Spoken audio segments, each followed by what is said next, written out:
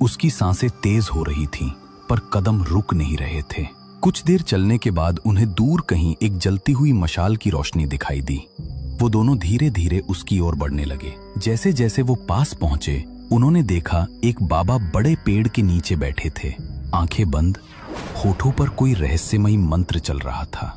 विजय और कमला दोनों उनके सामने जाकर रुक गए। आ गए तुम लोग।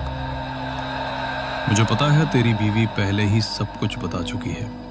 तेरे खेत, तेरी मेहनत, तेरी हार, सब देखा है मैंने, सब जाना है। तो आप जानते हैं कि जानता हूं सब, लेकिन अब डरने की जरूरत नहीं है। सब कुछ बदलेगा बहुत जल्द। बस करना वही जो मैं कहूंगा, बिना सवाल, बिना शक। अकेले आना, किसी को साथ मत लाना, यहां तक कि इसे भी नहीं। ये पूजा अकेले करनी होगी, वरना सब व्यर्थ हो जाएगा। अकेले, पर सवाल मत कर।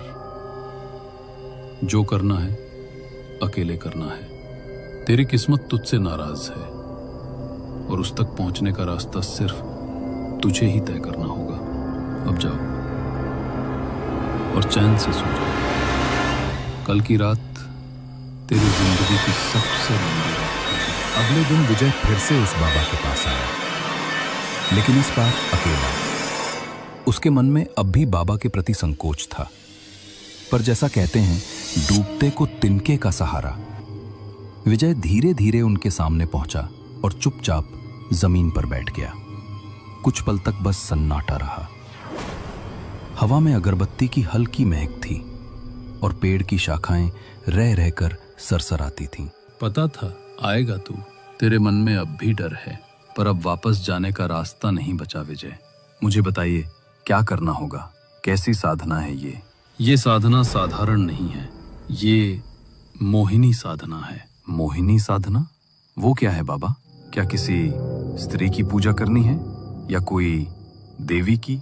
ये उस शक्ति की साधना है जो रूप भी है, मोह भी और विनाश भी, जो तेरी किस्मत को बदल सकती है पर कीमत मांगती है। तूने मेहनत की पर नसीब ने साथ नहीं दिया। अब नसीब को मजबूर करने का समय है। रात भर यही जप करना होगा। मैं तुझे मंत्र दूंगा। सुबह की पहली किरण से पहले तक ये साधना पूरी करनी होगी।